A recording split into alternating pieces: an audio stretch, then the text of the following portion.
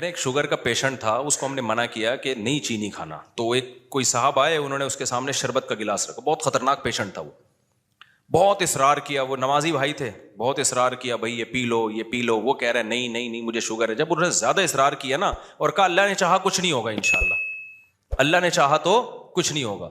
دیکھو صحابہ کرام کا اللہ پہ توکل تھا, انہوں نے دریا میں گھوڑے دوڑا دیے, انہوں نے, یہ بہت اہم واقعہ ہے, اس کو بڑا سبق ملے گا اس سے انشاءاللہ آپ کو, خاص طور پہ دینداروں کے لیے سمجھنے کی چیز ہے. واقعہ ہے نا, ایک علامہ اقبال کا شعر بھی ہے اس پہ کہ دشت و دشت دریا بھی نہ چھوڑے ہم نے, کہ ہم نے تو صرف صحراؤں میں نہیں, ہم نے تو دریاؤں میں بھی کرامت کے طور پر نا گھوڑے دریا میں چلا دیے تھے صحابہ نے. تو ان صاحب نے کہا, داڑھی بھی تھی نمازی بھی, انہوں نے کہا دیکھو صحابہ نے اللہ پہ توکل تھا, دریا میں گھوڑے چلا دیے انہوں نے. تو سامنے شکر ہے کوئی عقل مند بیٹھا ہوا تھا جس کو وہ کھلا رہے تھے نا پورا چینی کا شربت, اس نے کہا دیکھو اگر وہاں پل ہوتا نا پھر اللہ دریا میں گھوڑے نہیں, وہ ڈوبنا تھا انہوں نے, وہاں تو پل نہیں تھا اور مجبوری تھی جانا, صحیح ہے نا, پل ہوتا پھر صحابہ دریا میں چلاتے, پھر سوال ہی پیدا نہیں ہوتا کہ دریا میں گھوڑے چلتے. اللہ کہتا ہے پل ہے تو جاؤ نا, یا پل بنانے کا ٹائم ہوتا تو بھی نہیں. یہ جو قسطنطنیہ میں سلطان محمد فاتح نے قسطنطنیہ اور یہ جو آج کا استنبول ہے جب یہ فتح کیا تھا تو اس نے کوئی دریا میں تھوڑی گھوڑے چلا دیے تھے. ان کا یہ جو استنبول کا جو قلعہ ہے نا آج جو 4000 سال جس کی پرانی تاریخ ہے, میں نے وہاں جا کے ولاگ بھی بنایا ہے, یہ ترکی کا جو مشہور قلعہ ہے, یہ تو عیسائیوں کے ہاتھ میں تھا, بہت مضبوط عیسائیوں کی اسٹیٹ تھی, اور نبی صلی اللہ علیہ وسلم نے خوشخبری سنائی تھی کہ نعم الجیش جیش یغزو القسطنطینیہ, فرمایا سب سے بہترین لشکر, کیا ہی خوب لشکر ہے جو قسطنطینیہ فتح کرے گا. آپ مکہ میں اور ترکی کی فتوحات کی خوشخبریاں دے رہے ہیں. ہمارے نبی کا یہ ویژن دیکھو, ایک پیغمبر جو نہ لکھنا جانتے ہیں نہ پڑھنا جانتے ہیں, لیکن کتنے کانفیڈنٹلی وہ کہہ رہے ہیں کہ کیا خوب لشکر ہوگا جو قسطنطینیہ کو فتح کرے گا, اور خوشخبری دی, جنت کی بشارت دی. اسی وجہ سے مسلمان فاتحین شروع سے لگے ہوئے تھے اس میں, لیکن نہیں ہو پا رہا تھا. تو سلطان محمد فاتح نے کیا کیا, وہ بھی فوجیں لا کے بٹھا دی, لیکن اتنا مضبوط قلعہ ہے وہ جا ہی نہیں پا رہے بھائی. تو مشورہ ہوا, اب انہوں نے یہ نہیں کیا کہ جی ایک طرف سے سمندر ہے, وہاں بھی سمندر کٹا ہوا ہے نا, آپ میپ میں دیکھ سکتے ہیں, تو سمندر میں ہم کیا کرتے ہیں بسم اللہ ہی اللہ پڑھ کے سمندر بھی نکل جاتے ہیں, بڑھ جانا ڈوب جانا تھا انہوں نے, اور کیا. تو اللہ کہتا ہے پہلے اپنے سارے اسباب اور وسائل تو استعمال کرو, پھر میری مدد آئے گی. تو سلطان محمد فاتح نے مشورہ لیا, بھائی کیا کریں یار, یہ تو ناممکن ہے, پیچھے پورا یورپ تھا نا, وہاں سے بھی تو مدد آ رہی تھی ان کی, تو ناممکن تھا اسباب کی دنیا میں بھی. 600 سال ہو گئے, علاقہ ہی نہیں فتح ہو کے دے رہا, اب تو کچھ کرنا پڑے گا کہ نہیں کرنا پڑے گا, اب تو کچھ کرنا ہے بھائی. تو ماہرین بیٹھے, انہوں نے مشورہ دیا, استخارہ نہیں نکالا, خوب سمجھ لو کہ استخارہ نکال کے دیکھتے ہیں فتح ہوگا تو ٹھیک ہے, نہیں تو واپس چلو. دیکھو وہ اسباب بھی اختیار کرتے تھے اور اللہ سے دعائیں بھی. سلطان محمد فاتح کے لشکر میں ہمیشہ کوئی نہ کوئی اللہ والے بزرگ اس وقت کے ہوتے تھے, ان کو صرف دعاؤں کے لیے لے کے جاتا تھا. وہ دیکھتا تھا نا ایک بزرگ ہیں, وہ لڑ نہیں سکتے, بوڑھے ہیں, کوئی بات نہیں حضرت آپ ہماری صف میں ہوں گے, ذکر کریں گے اور اللہ سے دعائیں, کیونکہ اللہ تقوی اور ذکر پر مدد کرتا ہے. تو ایسے سیکولر نہیں تھے کہ ہم اپنی توپوں پہ اعتماد کر لیں خالی, نہ نہ نہ, ہمیں اللہ والے بزرگ بھی چاہیے. تو ایک نہ ایک بزرگ اس کی صف میں ہوا کرتے تھے جن کا کام ہے اللہ سے دعائیں مانگنا. خود بھی مانگتا تھا, لیکن بھائی وہ اپنے آپ کو سمجھتا تھا ہم اس لیول کے نیک نہیں ہیں, تو ایسے ایک بزرگ ہوں گے, ان کی برکت ہوگی, اللہ ہمیں فتح دے گا. اور دوسرا اسباب بھی دبا کے استعمال کیے انہوں نے. سلطان محمد فاتح نے جب دیکھا نا یہ اتنا بڑا قلعہ اور اتنی چوڑی دیوار, میں نے وہ ولاگ پہ آپ دیکھ لیں, اس کو اتنی چوڑی دیوار ہے بھائی, اس پہ تو پوری بیل گاڑیاں چلتی تھی دیوار کے اوپر, امپاسبل, ناممکن اس کو فتح کرنا. تو سلطان محمد فاتح نے بزرگ بھی رکھے اپنے پاس, اللہ اللہ بھی ہو, ذکر بھی ہو, اور پھر اپنے انجینئرز کو آرڈر دیا, دنیا کی سب سے بڑی توپ بنائی اس وقت اس قلعے کو فتح کرنے کے لیے, جس کو دیکھ کے آدمی, وہ توپ میں دیکھ کر آیا ہوں اس کا ڈیزائن, یا شاید وہی توپ رکھی ہوئی مجھے یاد نہیں ہے. اتنی بڑی توپ بنائی ہے نا, اس سے جو لوہے کا گولا نکلے گا تو دیوار میں کچھ ہلائے گا تھوڑا سا وہ دیوار, کچھ ایسے جب 1000-2000 گولے نکلیں گے تو شاید دیوار میں کچھ دراڑ آ جائے. اتنی اسٹرگل کی اس نے, اور اتنے لوگ, ہم نے تو ترکی میں نا انہوں نے وہ بنایا ہوا ہے ایک آڈیٹوریم میں نا, وہاں پر ایک جیسے نہیں سیارہ گاہ ہمارے یہاں آپ کو ملتی ہے ادھر, پلانیٹوریم دیکھا ہوگا آپ نے, تو ایسے ہی انہوں نے وہ پوری تاریخ دکھاتے ہیں ویڈیو کی شکل میں, بڑا مزہ آتا ہے وہ دیکھنے میں, بڑا جوش پیدا ہوتا ہے یار, کیا خون خرابہ, اور ادھر سے گولے, پورا وہ منظر انہوں نے تاریخ کی کتابوں سے نکال کے اس کو فلمایا ہے. لیکن ایسے نہیں کہ پروجیکٹر پہ, بلکہ آپ جائیں گے نا تو آپ کو ایسا لگے گا آپ وہاں 3D میں آپ سمجھ لیں, آپ کو لگے گا آپ وہاں پہنچ چکے ہیں. وہ ایسا چیخیں نکلتی ہیں یار وہ منظر دیکھ کے, ایسے تھوڑی پیڑے کھائے ہیں مسلمانوں نے یار, پوری دنیا پہ حکومتیں کی ہیں, آج بیٹھے وزیر اعظم بن نہیں رہا. صحیح ہے نا. بہت محنتیں کی ہیں مسلمانوں کا ماضی بڑا خدا کی قسم شاندار تھا. میں بار بار کہتا ہوں نا, ایک گورے کی ویڈیو بھی میرے موبائل میں پڑی ہوئی ہے, وہ لندن میں یا امریکہ میں بھول گیا, یونیورسٹی میں وہ گورا لیکچر دے رہا ہے, ابھی میرے موبائل میں ویڈیو پڑی ہوئی ہے.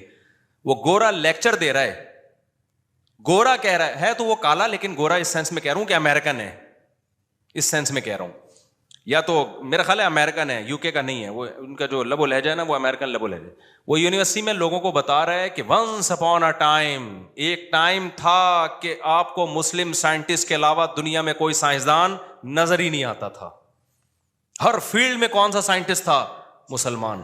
اور وہ کہہ رہا ہے کہ فلکیات کے علم میں مسلمانوں نے اتنی ترقی کی تھی. پھر بغداد کی یونیورسٹی کا نام لے رہا ہے وہ, بغداد میں جو ہماری خلافت تھی.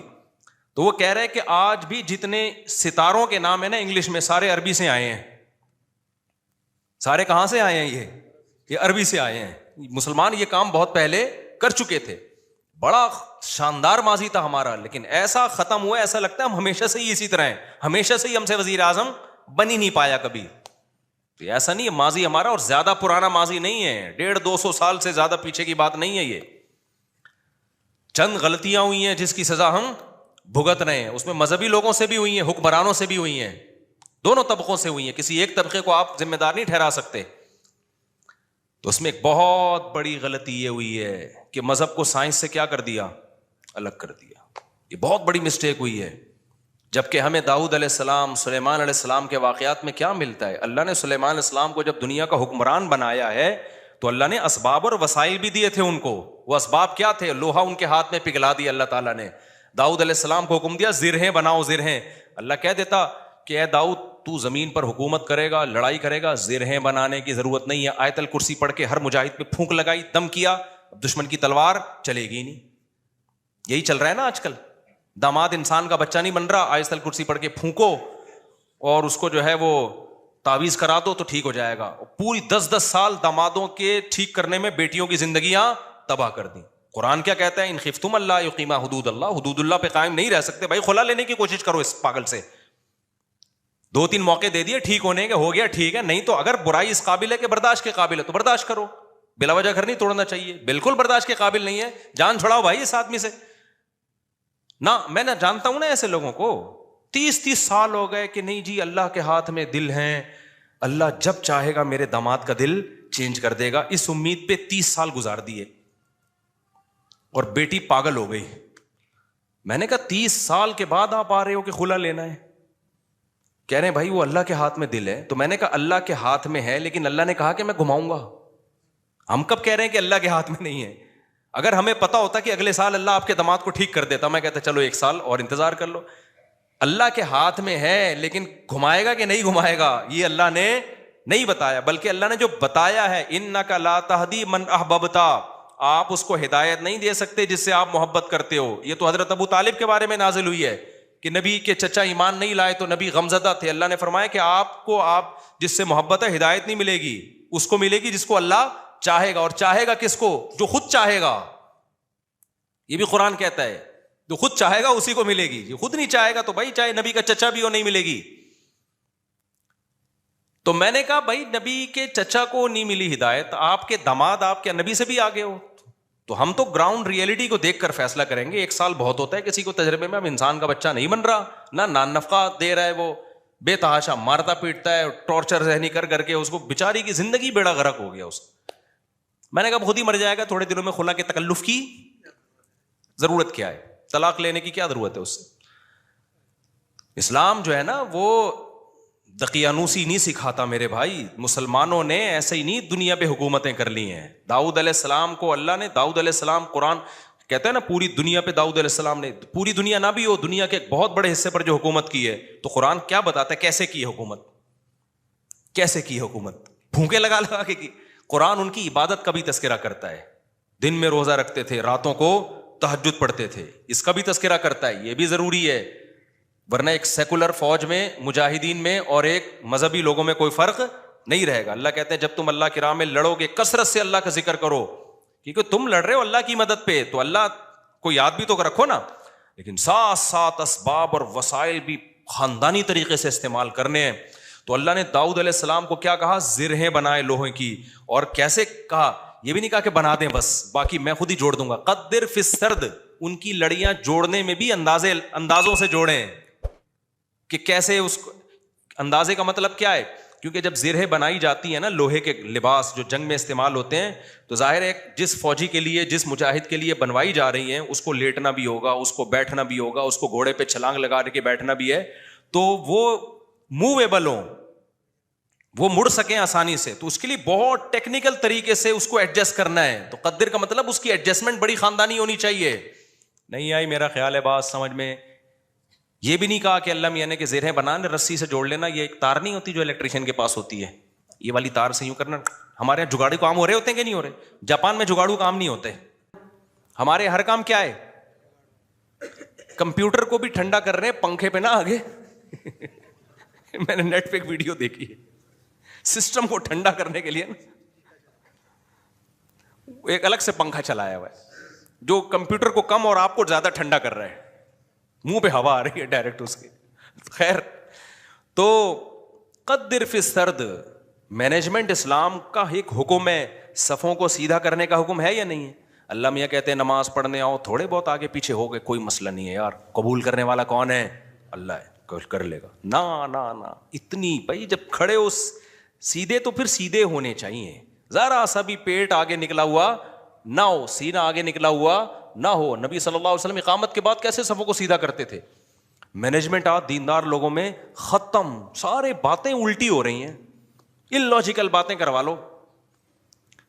کورونا میں تو دماغ پی گئے تھے لوگ ہمارا. جب کووڈ پہ ہم نے کہا نا, ڈاکٹر کہہ رہے فاصلہ رکھو تو رکھ لو فاصلہ. ہر آدمی بھائی توکل کے چکر میں کورونا والا آدمی منہ پہ جا کے چھینک رہا ہے لوگوں کے. یہ کون سا اسلام ہے بھائی؟ خیر, تو وہ اس کی بات بڑی پیاری تھی نا. میں داؤد علیہ السلام کا بتا رہا تھا نا, کیسے زرہیں بنائی انہوں نے اور کتنی پاورفل حکومت, پھر فوج تیار کی ہے. پھر سلیمان علیہ السلام کو آپ دیکھ لو, ان کا تخت تھا, ہیرے جواہرات تھے, اور کیسا تاج تھا ان کا. یہ بھی بھرم کے لیے. تو اس میں ہمیں یہ بھی ملتا ہے کہ اگر بھرم ڈالنے کے لیے آپ کو اچھی ڈریسنگ کرنی پڑے اور خاندانی لائف اسٹائل ہو تاکہ سامنے والے پہ بھرم اچھے پڑیں, تو یہ بھی شریعت کا حکم ہے.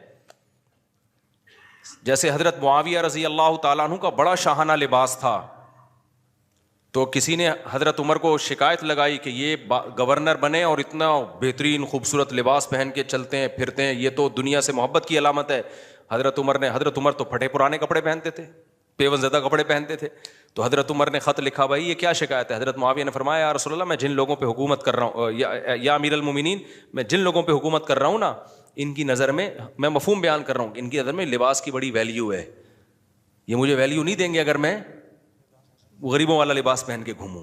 تو یہ سیاست تھی ان کی, اور یہ حقیقت ہے کہ آپ کا سب سے پہلا امپریشن کس کا پڑتا ہے؟ آپ لباس کا پڑتا ہے. آپ کے لائف اٹھنے بیٹھنے کا اسٹائل کیا ہے آپ کا, وہی آپ کے کپڑے میں 10 قسم کے پیوند لگے ہوئے ہوں, اگلا کہے گا ابے بھائی یہ تو شاید ان کے پاس پیسے ہی نہیں ہے, تو ہم سے کیا لڑیں گے یہ, ٹھیک ہے نا. تو لڑائی کے لیے ظاہر حضرت معاویہ کے پاس جب دشمن کے وفود آیا کرتے تھے تو ان کی ڈریسنگ دیکھ کے ان کو اندازہ ہو جاتا تھا بھائی یہ چھوٹے لوگ نہیں ہیں. سوال پیدا ہوتا پھر حضرت عمر نے ایسا کیوں کیا؟ بھائی وہ ان کو ویسے ہی اتنا اللہ نے روب دیا تھا کہ وہ ان کپڑوں میں ہی بہت روب تھا ان کا. اور ہمارے نبی صلی اللہ علیہ وسلم کے جو پیون زدہ کپڑے تھے, تو حدیث میں تو آتا ہے نبی کے چہرے پہ اللہ نے اتنا روب ڈال دیا تھا کہ 1 مہینے کی مسافت سے دشمن کانپنے لگتا تھا. کہ نارملی حکم جو شریعت نے دیا ہے بھائی, آپ کی ڈریسنگ, آپ کا لباس سارا کیا ہونا چاہیے؟ سوٹیبل ہونا چاہیے. کوئی چیز ایسی نہیں ہونی چاہیے جو سوسائٹی آپ کو کوئی گرا ہوا آدمی سمجھنا شروع کر دے. سمجھ میں آ رہی ہے بات کہ نہیں آ رہی ہے؟ نہیں آتی, لیکن جب رشتہ لینے جاتے ہو تو پھر آتی ہے. پھر نہا دھو کے ڈیٹول سے نا 3 پیس سوٹ پہن کے جائیں گے, پھر مجال ہے کوئی پیون زدہ کپڑے پہن کے چلا جائے. تو سادگی ہے تو پھر جانا چڈی دھوتی بنیان میں جا بھائی تو وہاں پہ, کیونکہ ہر وقت نا لوگ علماء کو یہ دیکھو سادہ ہونے چاہیے, ان کی پگڑی دیکھو, ان کے کپڑے دیکھو, اور ہمارے تو کوئی ہیں بھی نہیں. تو خیر, تو وہ میں جلدی سے وہ بتا دوں نا, وہ جو شربت کا گلاس رکھا نا, تو وہ ڈاکٹر صاحب مجھے واقعہ سنا رہے تھے, آج ہی کی بات ہے, شوگر کے بڑے اسپیشلسٹ آئے ہوئے تھے, گپ شپ تھی ان کے سے. تو وہ کہنے لگے کہ اس نے کہا کہ دیکھیں جو صحابہ نے دریا میں گھوڑے دوڑائے تھے نا, پل نہیں تھا وہاں پہ, اگر پل ہوتا تو وہ دریا میں گھوڑے نہیں دوڑا, اور اگر پل بنانے کا ٹائم ہوتا پھر بھی نہیں دوڑا. پھر یہ میں اپنی طرف سے ایک اضافہ کر رہا ہوں, پل بنانے کا ٹائم ہوتا, اسباب و وسائل ہوتے, پھر بھی نہیں جاتے, اور واپس جا کے دوبارہ آنے کا ٹائم ہوتا پھر بھی دریا میں گھوڑے نہیں ڈالتے. وہ ایک مجبوری تھی کہ اس کے علاوہ کوئی آپشن تھا نہیں. تو سلطان محمد فاتح نے بھی یہی کیا ہے. اس نے کیا کیا کہ بزرگ بھی رکھے ہوئے, اللہ سے دعائیں مانگے, اور پھر اسباب اور وسائل اختیار کیے. بھائی یہاں پانی ہے تو پانی کو کراس کرنا ہمارے لیے, سوری پیچھے سمندر ہے, بیچ میں خشکی ہے, پانی نہیں تھا, خشکی سے ہٹ کے آگے پانی ہے. تو اب آگے ہم گھوڑوں پہ جائیں گے اگر, تو گھوڑا پانی میں نہیں جا سکتا. تو انہوں نے یہ نہیں کہا صحابہ کرام نے پانی میں گھوڑے دوڑا لیے تھے تو ہم بھی خشکی تک جائیں گے, اور قسطنطنیہ میں بیک سائڈ سے حملہ کرنے کے لیے نا, باقی بسم اللہ ہی توکلت علی اللہ پھونکوں والی سرکار ہوتی تو مسئلہ ہی حل ہو گیا تھا یار. یہ تو پہلے ذہن میں آ جاتا نا میرے, بہت لیٹ آیا دماغ میں. ایک شف سرکار حضرت وہ سلطان محمد فاتح اپنے پاس رکھتا, شف, اور پورا قسطنطنیہ ہی بڑھ جاتا پورا. ابھی جو الیکشن میں ہوا ہے نا, آپ کو پتا ہے نا, جو ووٹنگ ہو رہی تھی, فلاں جیت رہا ہے, میم بنائی پاکستانیوں نے, اوپر جا رہا ہے اوپر جا رہا ہے, شف ایک دم وہ نیچے ہوا, بڑی ٹائٹ میم بنائی ہے کہ الیکشن میں یہی ہوا ہے. بندہ کون جیت رہا ہے, ایک دم شف کر کے شف, فوراً نیچے. ایسے ہی رپورٹیں چینج ہو رہی تھی نا الیکشن کی, جو لوگ ٹی وی کے آگے یا خبروں میں بیٹھے ہوئے تھے.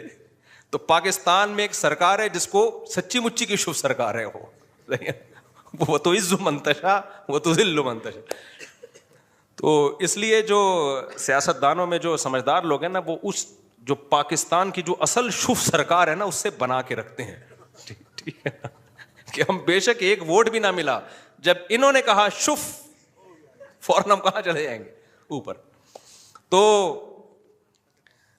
اچھا خیر, سمجھ گئے نا کون سی سرکار ہے. ایک تو یہ سرکار ہے, جو ایک اور سرکار ہے جو اصل شف سرکار ہے, وہ بڑی پاورفل سرکار ہے, وہ اس کا شف اصل شف ہے, اس کو ہم مانتے ہیں کہ یار وہ جب شف کرے نا, وہ یہ تو ڈرامہ کر رہے ہیں نا, ڈرامہ کر رہی. تو سلطان محمد فاتح نے کیا کیا, مشورہ کیا, بھائی کیا کریں.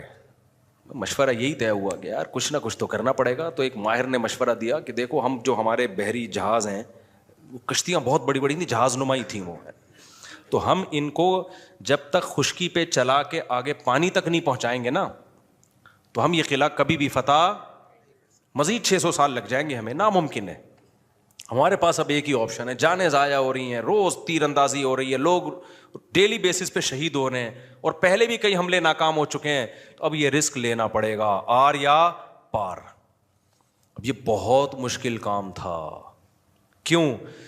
رات میں لوگ سو رہے ہیں, راتوں رات آپ نے یہ کرنا ہے. اب خشکی پہ کیسے چلائیں بھائی پانی, یعنی اس جہازوں کو؟ تو اس کا طریقہ یہ ہے کہ جتنے جانور ہیں نا, اونٹ, گائے, دمبے, سب ذبح کر دو, اور سب کی چربی کو پگھلا کے زمین پہ ڈال دو. اور یہ صبح صادق سے پہلے پہلے کام کیا ہو جانا چاہیے, ختم. اور اس کے بعد یہ کشتیاں رکھ کے نا, لکڑیاں رکھ کے ان کو دھکے دیں گے, کیونکہ ورنہ کون لے جا سکتا ہے, کیونکہ اگر دھکے دے دے کے تو ناممکن ہے نا خشکی پہ, آپ کسی ایک چھوٹی سی لانچ کو دھکا دینے کی کوشش کرو, کوئی بھی نہیں دے سکتا. تو ہوگا یہ, اور دیں گے بھی اتنا ٹائم لگ جائے گا کہ دشمن تو دیکھ لے گا بھائی یہ لوگ تو یہاں سے آئے, تو راتوں رات یہ کام کرنا ہے. کتنا بڑا, یہ گوروں نے ہسٹری میں لکھا ہے کہ ایسا کام کیا ہے جس کا تصور نہیں تھا. اتنی محنت خرچ ہوئی ہے اس کے اوپر. کیا موٹی موٹی توند اور موٹے موٹے پیٹ ہوتے اگر اس وقت مسلمانوں کے, اور صبح و شام بریانی اور قورمے کے ڈھکن کھل رہے ہوتے, اور تیجے کے نام پہ, 40ویں کے نام پہ, شب برات کے نام پہ یہ سب چیزیں کھا رہے ہوتے, تو یہ کر لیتے؟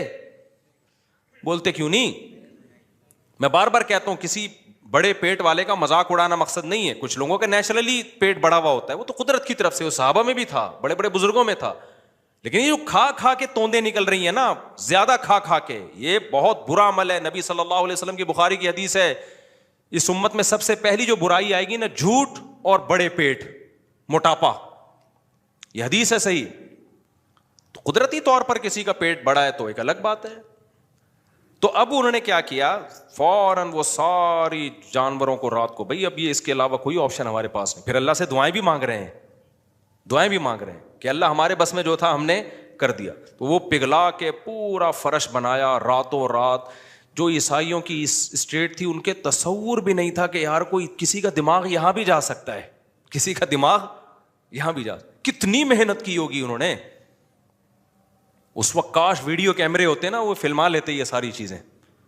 پھر وہ راتوں رات کشتیاں لے جا کے نا اس پہ سب کو پار کیا, پانی میں اتار دیا. صبح صادق سے پہلے وہ بہت بڑی فوج مجاہدین کی وہ پیچھے سمندری جہازوں پہ سوار ہو چکی تھی. صبح صادق سے پہلے یہ کام ہو چکا تھا. اور پھر بیک سائڈ سے نا پانی پہ اترے وہ لوگ, اور پھر انہوں نے حملہ کیا. وہ عیسائیوں کو تو انہوں نے تو آگے دیکھ رہے ہیں نا, وہ ان کو کیا پتا پیچھے سے بھی کوئی حملہ کر سکتا ہے. ادھر سے انہوں نے تیر اندازی کی ہے, ادھر سے پیچھے سے حملہ کیا. وہ تو حیران ہو گئے, یار یہ بندے آئے کہاں سے ہیں یہ لوگ, بیچ میں تو خشکی ہے, اس میں تو جہاز آ ہی نہیں سکتا.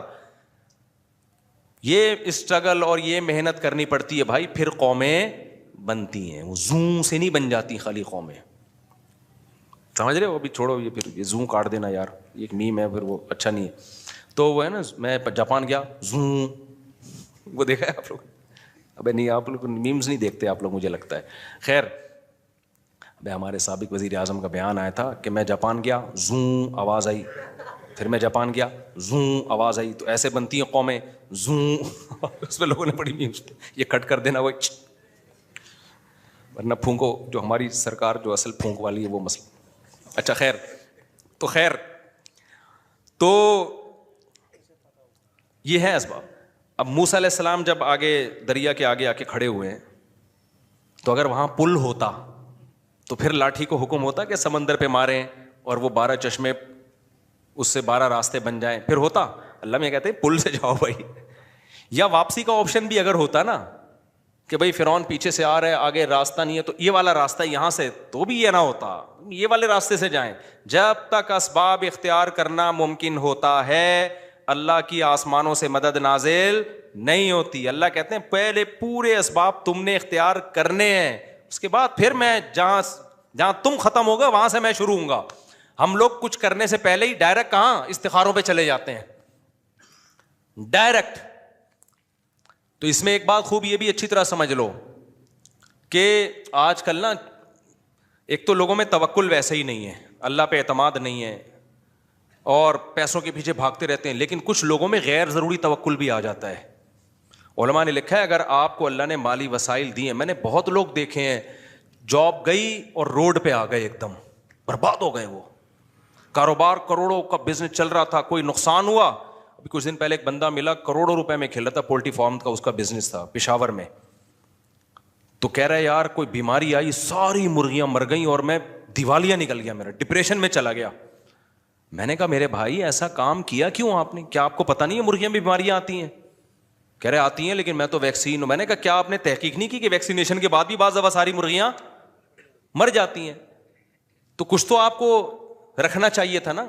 اس لیے علماء نے بیان کیا ہے بھائی کوئی بھی بزنس کر رہے ہو, کوئی بھی جاب کر رہے ہو, کم سے کم 1 سال کا جو ہے نا نان نفقہ سنبھال کے رکھو کہ اگر میں جاب لیس ہو گیا تو 1 سال میں اتنا کما لوں, 1 سال کا میں اتنے اپنے پاس ریزرو رکھوں کہ کم سے کم 1 سال میں اپنی بیوی بچوں کو کھلا سکوں, اور اس دوران میں کوئی دوسرا کاروبار کر سکوں, کوئی دوسری جاب تلاش کر سکوں.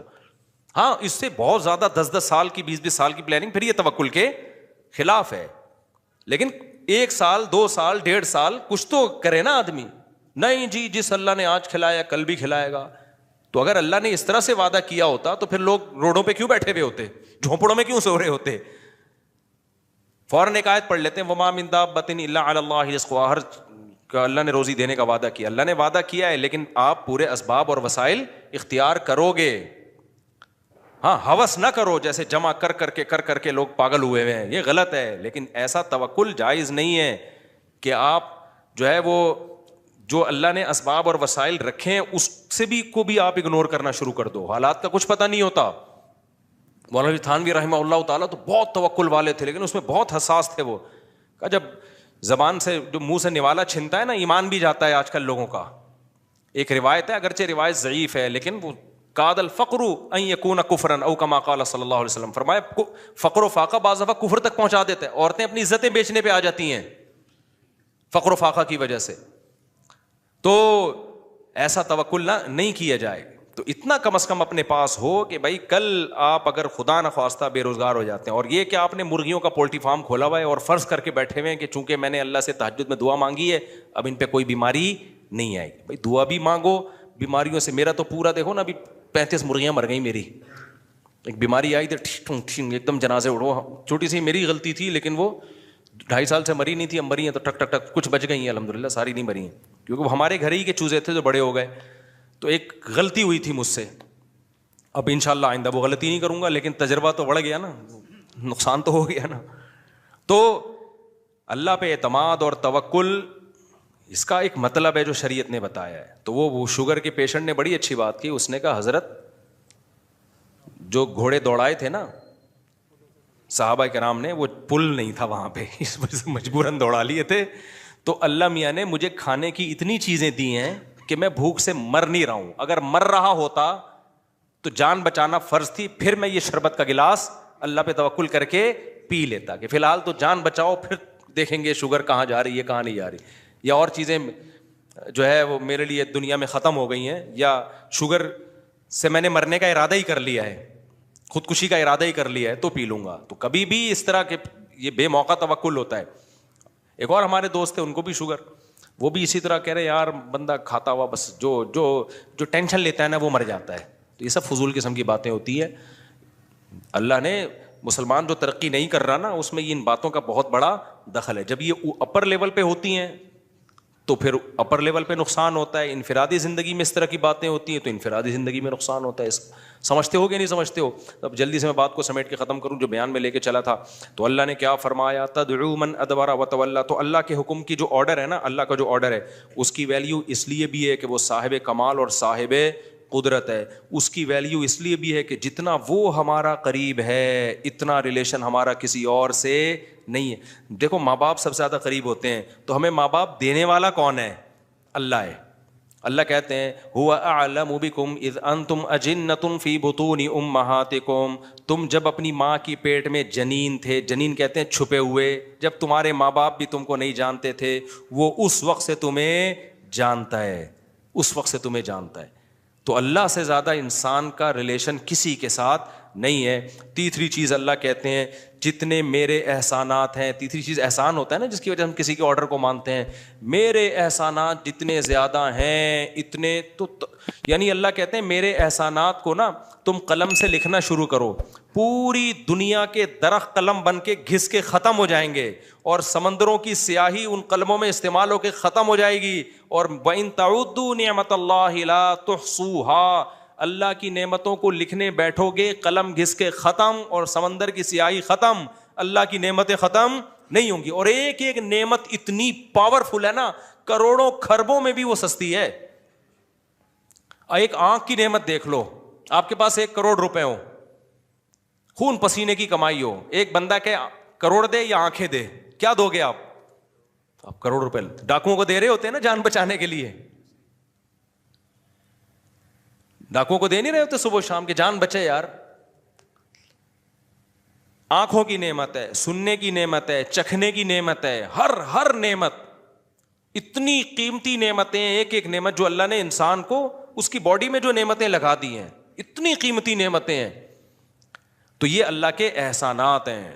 اللہ کہتے ہیں اس کا سوچتے رہو گے یہ احسانات کبھی ختم نہیں ہوں گے. حضرت ڈاکٹر عبدالحی صاحب رحمہ اللہ تعالیٰ کا معمول تھا، وہ کہتے ہیں میں رات کو سونے سے پہلے نا، کیونکہ لوگوں کی عادت ہوتی ہے نا کہ یہ بھی میرے ساتھ غلط ہوا، یہ بھی میرے ساتھ غلط ہوا، یہ مسئلے میرے ساتھ، یہ مسئلے، بعض لوگ ہمیشہ منہ ان کا بیچاروں کا آڑا ترچھا ہی رہتا ہے. مہنگائی ہو گئی، یہ وزیر اعظم ہی نہیں بن رہا، اور ابے یہ تو تمہارے مسئلے ہیں ہی نہیں یہ کیوں لے رہے ہو ٹینشن یار، یہ ہمارا کام تھوڑی ہے. وہ ٹینشنیں لو جو تمہاری ہیں. تو یہ بھی نہیں ہو رہا ہے, یہ بھی نہیں ہو رہا, صبح و شام. تو حضرت مولانا شفیع تھانوی رحمہ اللہ کو کسی بزرگ نے انہوں نے خط لکھا کہ حضرت یہ بھی میرے ساتھ مسئلہ ہے, یہ بھی مسئلہ ہے, یہ بھی مسئلہ ہے. تو حضرت حکیم الامہ چونکہ مصلح تھے نا, پیر و مرشد, پہلے پیر و مرشد ایسے ہوتے تھے, انہوں نے پورے خط کے آخر میں ایک جواب لکھا کہ افسوس کے شکر کا جملہ ایک بھی نہیں لکھا, سارے مسئلے ہی بتائے ہیں. تو سمجھ گیا کہ بھائی تربیت نہیں ہو رہی ہے, تربیت ہو گئی ہوتی تو کیا بتا رہے ہوتے حضرت, یہ بھی ٹھیک, وہ بھی ٹھیک, یہ بھی ٹھیک, ٹھیک ہے نا. تو خیر وہ تو پھر تربیت ہوئی ان کی الحمدللہ, بڑے بزرگ بنے وہ. تو وہ فرماتے تھے کہ میں جب رات کو سونے سے پہلے میں کیا کرتا ہوں, دیکھتا ہوں, یہ نہیں دیکھتا کہ کیا کیا غلط ہے, یہ دیکھتا ہوں کیا کیا ٹھیک ہے. تو میں دیکھتا ہوں الحمدللہ گھر والے صحت مند ہیں, بچے میرے ماشاءاللہ سارے زندہ ہیں اور صحت مند ہیں, کوئی چھوٹی موٹی بیماری ہے لیکن خطرناک نہیں ہے. اللہ کا شکر ہے کل گھر کا راشن کل کا کم از کم ہے, ناشتے کا بھی, دوپہر کھانے کا بھی, رات کھانے کا بھی. اللہ کا شکر سونے کی جگہ بھی ہے. بہت سے لوگوں کے پاس رات کو سر چھپانے کی جگہ نہیں ہے. بہت سے لوگوں کو ایسی خطرناک بیماریاں لگی ہوئی ہیں, بڑے بڑے 1000 گز کے بنگلوں میں ایئر کنڈیشن روم میں سو رہے ہیں. کینسر ہے خطرناک, کوئی ٹی بی ہوئی ہوئی ہے, کوئی ایسی ڈینجرس بیماری ہوئی ہوئی ہے, ہم ان سے کروڑا گنا اچھے ہیں. تو ہر چیز میں نا اللہ کا شکر, اللہ کا شکر, یہ نعمت, یہ نعمت, یہ نعمت. اس سے کیا ہوتا ہے, دل میں اللہ کی محبت پیدا ہوتی. پانی مل رہا ہے, کھانا مل رہا ہے, کتنی نعمتیں. اور سب سے بڑی نعمت ایمان, ہم اس اللہ کو پہچانتے بھی ہیں جس نے ہمیں پیدا کیا. تو اس طرح سے نا سوچنا چاہیے ہمیں بھی. جب پانی بھی پیو نا, حدیث میں آتا ہے اللہ بندے سے خوش ہو جاتا ہے جب وہ الحمدللہ کہتا ہے آخر میں, کافر نہیں کہتا. آپ کسی سیکولر, آج کو مسلمانوں میں بھی کافروں جیسے بہت ہو گئے ہیں, آپ بولو نا الحمدللہ بولو تو غصہ کرے گا آپ کے اوپر. ہے کسی مولویوں کے پاس سے لگ رہا ہے بیٹھ کے آ رہا ہے, مولویوں کے پاس سے بیٹھ کے آ رہا ہے, بھائی سبحان اللہ الحمدللہ مولویوں کی باتیں. بھائی مولویوں کی تھوڑی ہے یار, یہ جس نے تمہیں دیا ہے آسمان سے برساتا ہے تمہارے لیے. پھر کہتا ہے, اللہ کہتا ہے کہ فسلکہ ینابیع فی الارض, زمین کے سوتوں میں داخل کرتا ہوں. ارأیتم ان اصبح ماؤکم غورا, بتاؤ یہ پانی اور نیچے چلا جائے تو کون ہے جو نکال کے لائے گا. پانی ایک سطح تک نیچے جاتا ہے, پیٹرول والی سطح پہ نہیں پہنچتا پانی. اللہ نے ایک نظام بنایا ہوا ہے, بھائی یہاں تک جائے گا, اس سے زیادہ نیچے, ورنہ کون سی چیز ہے جس کو نیچے جانے سے روک رہی ہے, اور نیچے چلا جاتا. پھر پیٹرول والی کمپنیوں کو آرڈر دیتے کہ نکالیں پانی. ایک ایک نعمت, یہ پانی پیا کرو, سوچا کرو بھائی یہ کہاں سے آ رہا ہے. فلٹر کا پانی بھی تو کہیں نہ کہیں سے آ رہا ہوتا ہے نا جو ہم پی رہے ہوتے ہیں. تو ایک ایک نعمت, تو ہر نعمت پہ انسان کو سوچنا چاہیے. پھر فوراً دل سے آواز نکلنی چاہیے, اللہ تو نے اتنے احسانات کیے, تو اے اللہ اب میں تیری نافرمانی نہیں کر سکتا. ایک احسان یہ کر لے کہ اپنی نافرمانی سے بچا لے, کیونکہ اب اللہ کے حکم کو توڑنا چھوٹا جرم نہیں ہے. اسی کو یہ جو میں نے آیت پڑھی ہے, تدعو من ادبر وتولی, جو ایسا رب, میں نے بتایا تھا نا ریلیشن, محبت اور قوت. بعض دفعہ ریلیشن نہیں ہوتا, صرف محبت ہوتی ہے, بعض دفعہ صرف قوت ہوتی ہے. اللہ میں تینوں چیزیں جمع ہیں, اور علی وجہ الکمال جمع ہیں تینوں چیزیں. محبت بھی ہے, ریلیشن بھی, اور طاقت بھی, ایک ہی ذات میں. اور ایسی طاقت جو کسی میں نہیں, ایسا ریلیشن جو کسی میں نہیں, ایسے احسانات جو کسی میں نہیں. پھر بھائی اللہ جب کسی بات کا آرڈر دے گا نا, وہ کہہ رہا ہے نماز پڑھو, تو پھر آپ کو پڑھنی پڑے گی. وہ کہہ رہا ہے زنا کے قریب مت جاؤ, تو اب آپ کو قریب جانے کی اجازت نہیں ہے. وہ کہے گا بوڑھے ماں باپ کے سامنے اف نہ کرو, تو اف کرنے کی اجازت نہیں ہے. وہ اگر کہہ رہا ہے کہ سود مت کھاؤ, تو کھانے کی اجازت نہیں ہے. وہ اگر کہہ رہا ہے کہ نظر کی حفاظت کرو, تو حفاظت کرنی پڑے گی. سمجھتے ہو کہ نہیں سمجھتے؟ تو سب سے پہلے تو نماز ہے, وہی انسان وہی سیدھی نہیں ہو رہی, آج وہی سیدھی نہیں ہو رہی. تو یہ سارے کام کرنے پڑیں گے, یہ آپشنل نہیں ہے, اور یہ چھوٹا جرم نہیں ہے. اسی کو اللہ نے کہا تدعو, یہ اس کو بلائے گی جو اللہ کے حکام سے منہ موڑے گا. تو اس لیے اللہ کا دعویٰ برحق ہے. عقل مند لوگ اس دعوے کو مان لیتے ہیں اور اللہ کے حکم کو پورا کرنا شروع کر دیتے ہیں. کہیں کوتاہی ہو تو اللہ کہتے ہیں میں غفور رحیم ہوں, توبہ کرو. ایسا نہیں ہو کہ بس ذرا سی غلطی ہوئی پکڑ کے جہنم میں پھینک دوں گا, نہ, توبہ کا موقع دیتا ہوں, توبہ کرو. تو اور کیا رہ گیا بھائی, اب کیوں نہیں شریعت پہ چلے انسان ہے بھائی؟ جب وہ کہہ رہے کہ آنے کی کوشش کرو, سیدھے راستے پر آؤ, غلطی ہو رہی ہے معافی مانگو. اور اللہ کو معاف کرنا کیا ہے, پسند ہے. معاف کرنا بھی اس کو اچھا لگتا ہے کہ چلو غلطی ہوئی ہے تو بھاگو تو نہیں نا مجھ سے, صحیح ہے نا, غلطی ہو گئی ہے, آدم علیہ السلام سے ہو گئی تھی, توبہ کی نا, روئے اللہ کے سامنے, تو تم سے ہو جائے تم بھی رو دو. رونا نہیں آتا, اب رونا اختیار میں نہیں ہے, سوائے ابھی میں نام لینے والا تھا کہ وہ بعض ایکٹر ایسے ہیں جب چاہیں رو لیتے ہیں بیٹھ کے, ہیں مذہبی لیکن ایکٹر ٹائپ کے ہیں وہ. خیر, تو اللہ کہتے ہیں رونا نہیں آتا نا, رونے جیسی صورت بنا لو تو بھی کیا کر لوں گا. تو اب کیا رہ گیا بھائی, کہاں اسلام, اب مشکل کہاں سے رہ گیا. تو رونا آ جائے ٹھیک ہے, نہیں آیا اللہ کہہ رہے رونے والی شکل بنا لو جیسے رو رہے ہو, بس کافی ہے, یہ بھی مان لوں گا.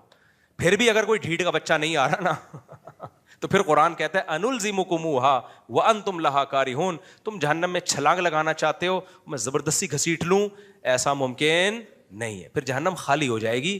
اللہ نے جہنم بنائی ہے خالی رکھنے کے لیے نہیں بلکہ بھرنے کے لیے. اللہ ہم سب کو جہنم کی آگ سے محفوظ رکھے.